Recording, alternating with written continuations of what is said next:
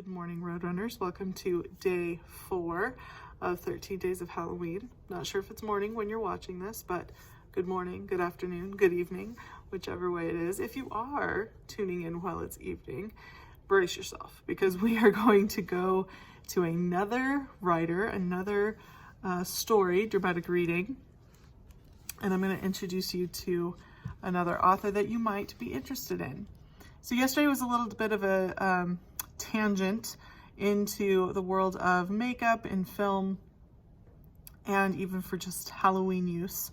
If you enjoyed that, we are going to go back to that sort of video for our 13 Days of Halloween, but not for quite a while. We're going to skip a couple days and then we'll go back. I'm not quite sure what we're going to do tomorrow for our Library Fun Friday, but I have a couple of ideas just kind of floating in my head. So be sure to tune in. Make sure that you are following all the social medias. We do have a YouTube channel. That link is on our website. The website is The Singing Librarian at Magee.weebly.com. I know it's long and I'm sorry, but we do have a YouTube channel and we have an Instagram, and that's Magee Middle School Library at Instagram. That's that handle. So make sure you're looking at all the social medias. We don't have a Facebook, but that's just because there is a Facebook for Magee Middle School as a whole. So we are just doing Instagram and YouTube and our website. All of the links are on the website though. On the first page, you'll see the little icons and then you can just click there. Okay, let's not waste any more time. It's sort of spooky in here today. But we kind of have some things being moved around in the library. So we're gonna keep everything right here behind the counter and let's get started. The author I'm going to be presenting to you today is none other than, some would say, the best writer in horror, and that's Edgar Allan Poe. He didn't just write horror stories, but he is very well known for his spooky, scary stories. And this book has quite the picture on the cover. Wouldn't that be fun to recreate? So what I'm going to do is I'm going to show you some pictures before I even tell you which story we are going to be doing a dramatic reading of. So here are some of the pictures that go along with this story in this book. I love how these colors are almost dreamlike and watercolored rather than a harsh tone. I'm going to do one more picture for you to look at. All right, those are all the clues you're going to get. Does anyone know what story we're going to be doing today? I'm not going to do the whole Jeopardy theme song for a timer, but if you guessed the Telltale Heart, I'm sorry, let's do that again. The Telltale Heart. So it's kind of a tongue twister. So you have two words, tell, which is T-E-L-L, and then tale, which is T-A-L-E. So tell, meaning to tell someone, and then tale, meaning story. So it's narrator driven. The actual person who is the storyteller is also the main character, aside from the gentleman he lives with. Don't want to give anything away. But we're going to do just a quick dramatic reading. I'm going to only read a part in the beginning, just a simple section. And then there's going to be some links to the rest of the story. You're going to have a link to a YouTube channel where the story has been animated, and it's from 1953. You're probably thinking, Miss Bella, that's going to be boring. No. If you are into animation or film, you are going to want to watch this depiction of this story. It is interesting and I think really well done for the time period that it was done. Then you're going to have a link to the Edgar Allan Poe Museum, the Poe Museum, and there is a gentleman who does a reading of the Telltale Heart. Telltale Heart, sorry, tongue twister. Let's do that like a few times. The Telltale Heart, the Telltale Heart. There we go. Okay. So you're going to listen to another gentleman do the story, and he does the entire thing.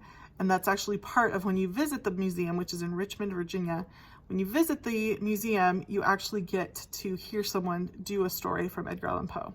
And most of the time it's either the Raven, which is where you hear the word nevermore, or the second one is the Telltale Heart. So you're going to hear that from him. And on the first page of the museum's website, you can see the entire story right there, so you can read along with the gentleman who's actually telling the story. All right, so there's a couple of those. There's also links to yesterday's video as well as the link to today's video on the website, or you can just go to our YouTube channel, which is at the top of the main page in the little icon. You just click on the icon and you can go there. Okay, let's start our dramatic reading. Are you ready? Here we go. True, nervous, very, very dreadfully nervous I had been and am. But why will you say that I am mad? The disease had sharpened my senses, not destroyed, not dulled them. Above all was the hearing of... Wow, goodness, okay, start over. True, nervous, very, very dreadfully nervous I had been and am. But why will you say that I am mad? The disease had sharpened my senses, not destroyed, not dulled them. Above all was the sense of hearing acute. I had heard all things in heaven and in earth. I had heard many things in hell. How, then, am I mad? Hearken, and observe how healthily, how calmly I can tell you the whole story. It is impossible to say how first the idea entered my brain, but once conceived, it haunted me day and night. Object, there was none. Passion, there was none. I loved the old man. He had never wronged me. He had never given me insult. For his gold I had no desire. I think it was his eye. Yes, it was. He had the eye of a vulture, a pale blue eye with film over it. Whenever it fell upon me, my blood ran cold. And so by degrees, very gradually, I made up my mind to take the life of the old man, and thus rid myself of the eye forever. Now, this is the point. You fancy me mad. Madmen know nothing. But you should have seen me. You should have seen how wisely I proceeded. With what caution, with what foresight, with what dissimulation I went to work. I was never kinder to the old man than during the whole week before I killed him. And every night, about midnight, I turned the latch of his door and opened it, oh, so gently. And then, when I had made an opening sufficient for my head, I put in a dark lantern, all closed, that no light shone out. And then I thrust in my head. Oh, you would have laughed to see how cunningly I thrust it in.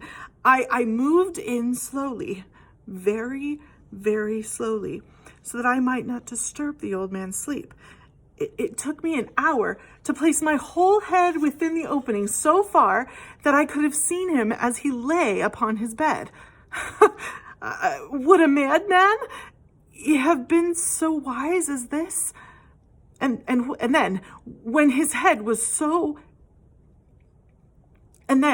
when my head was well in the room, I undid the lantern cautiously, oh, so cautiously, for the hinges creaked. I undid it so much that a single thin ray fell upon the vulture eye. And this I did for 7 long nights, every night, just at midnight. But I found the eye was always closed. And so it was impossible to do the work. It was not the old man who vexed me, but his evil eye. And every morning when the day broke, I went boldly into the chamber and spoke courageously to him, calling him by name in a hearty tone, and inquiring how he passed the night. So you see, he would have been a very profound old man indeed to suspect that every night, just at 12, I looked in upon him while he slept.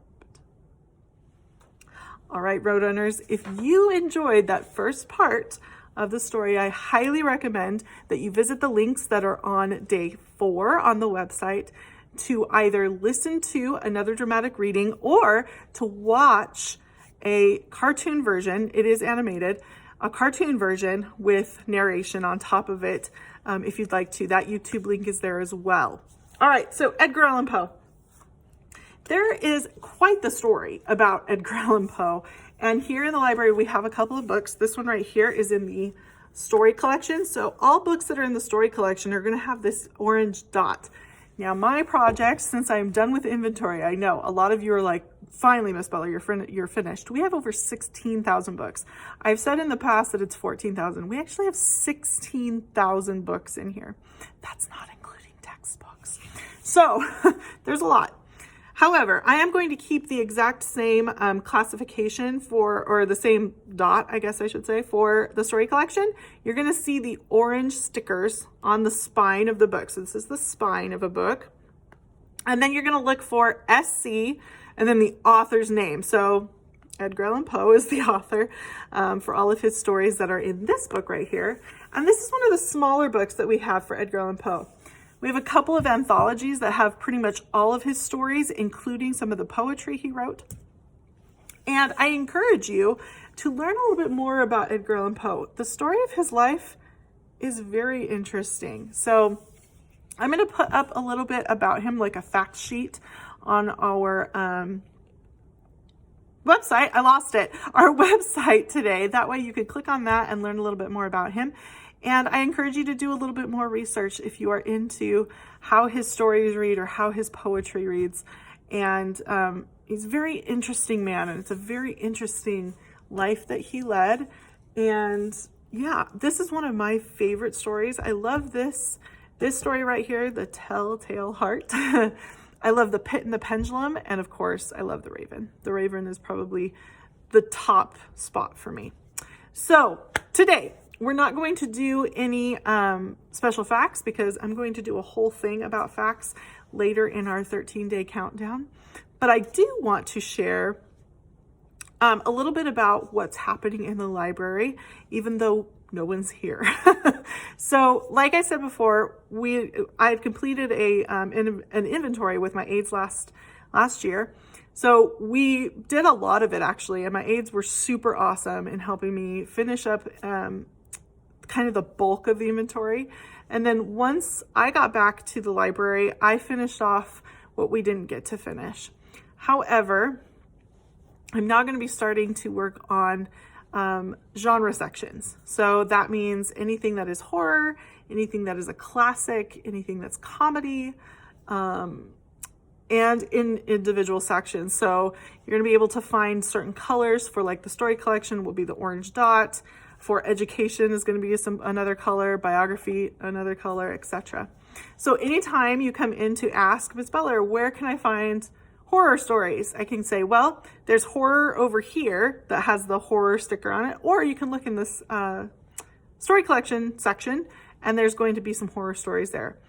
Story collection is a very unique section in our library because it talks about, or it has works in a broader sense, meaning like for Edgar Allan Poe, you get a whole book that has multiple stories. And it's not just him. There's other authors that are available in that section. Whereas with nonfiction or fiction, it's very succinct with maybe one story or one topic, okay?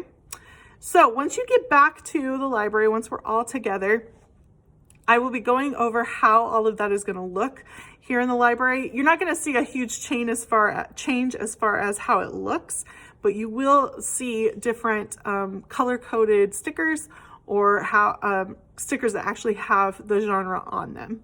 And then that's a very cool way that you can go about looking for books that you want on a certain topic. Another thing that I encourage you to do is if you are on the main website of the district website, you can go to, and I think it's right on the main district website. Let me make sure I am telling you correctly.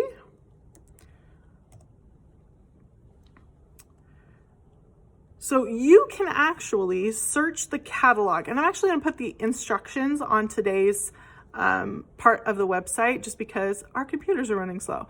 So I will put the instructions on how you can search the catalog here at Magee. That way you can have some ideas about what books you want to check out. So you'll be able to use your ID, okay, your matric number, and then you'll be able to just search the catalog. And I'll have the step-by-step instructions right there for you. That way you can start thinking about what books you would like to check out once we are back open for all of you. All right, you guys, I will see you tomorrow for Library Fun Friday. Please make sure that you are, 1, staying safe and healthy, 2, getting all of your assignments done, and 3, make sure you take breaks. Get outside, get some fresh air, make sure that you are doing all that you can to stop the spread. Make sure that you wear your masks. I've got mine right here today. Perfect. And I will see you tomorrow. Have a great day, Roadrunners. Bye.